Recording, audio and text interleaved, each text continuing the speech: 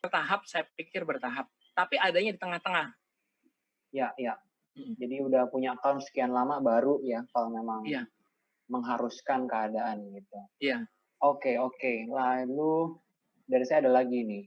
Tadi hashtag iya Bapak, kasih salah satu tipnya pakai bash hashtag tadi ya. iya iya, Nah, eee, itu kan pasti kan yang pakai itu nggak cuman kita, pasti iya, banyak orang lain yang pakai juga. Nah, gimana sih kita pakai hashtag tuh, pilih hashtag yang paling efektif. Jadi istilahnya orang tuh kita nggak kita bersaing pasti dengan jutaan atau ribuan orang lain di Instagram dengan hashtag yang sama. Contoh yang iya, tadi jual kaos, kalau kita pakai hashtag jual kaos pasti kan udah ratusan ribu posting dengan baik jual kaos gitu kan. baik Gimana cara supaya kita stand out di antara hashtag-hashtag yang sama itu?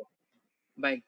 Jadi gini, kalau seumpamanya sudah kita masuk best hashtag adalah hashtag yang paling banyak dipakai dan populer ya.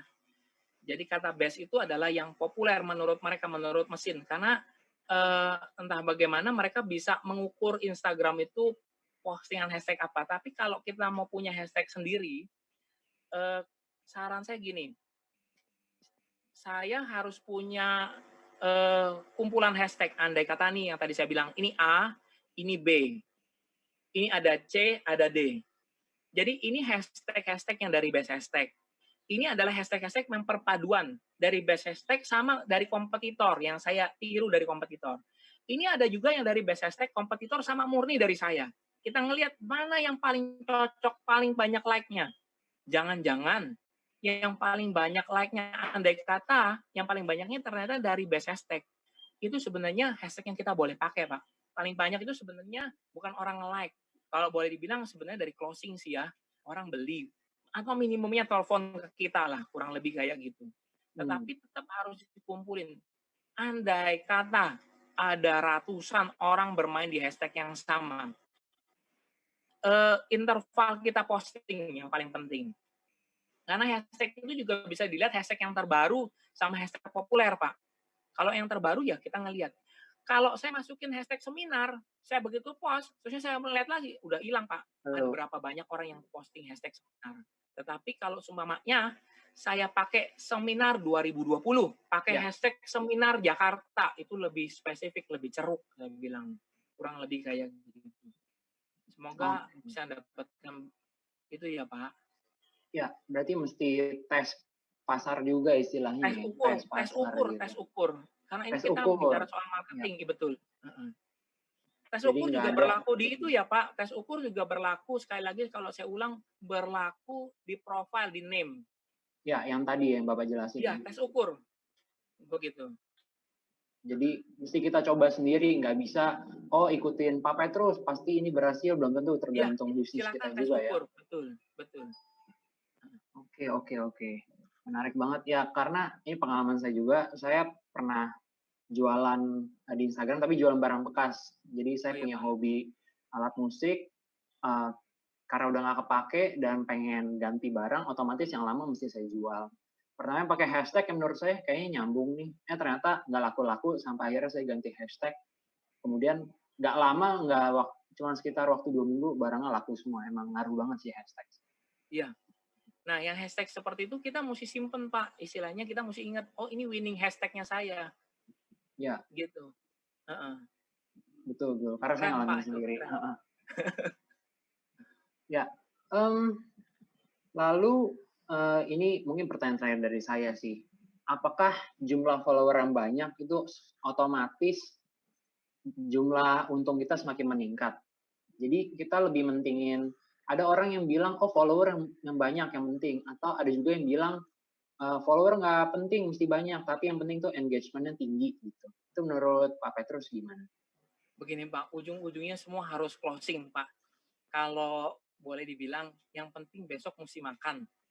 Ya, Jadi apapun yang kita lakukan mau banyak atau enggak, saya cuma mau bilang begini, supaya ini enggak jadi pikiran ya ke depannya kita, oh mesti banyak dulu, oh mesti ini dulu. Kalian saya juga ngomong jujur-jujuran aja. Mungkin kalau saya ngomong tentang engagement, ada juga yang nggak ngerti apa ya engagement-nya. Yang penting begini Bapak Ibu, eee, apa yang Bapak Ibu tawarkan adalah merupakan produk yang memang dicari pada hari-hari ini, kalau memang bisa seperti itu ya.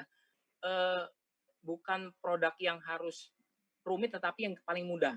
Intinya seperti itu. Nah, kalau dibilang bisa follower banyak atau enggak, saya balikin lagi sih. Ada yang followernya banyak, dia juga penghasilannya banyak, tapi ada juga yang followernya dia baru mulai, tetapi dengan hashtag yang tepat dia bisa langsung closing. Tetapi intinya memang balik lagi Pak, kalau kita mau masuk ke tempatnya micro influencer, mau tidak mau harus ditingkatkan yang namanya follower, ditingkatkan.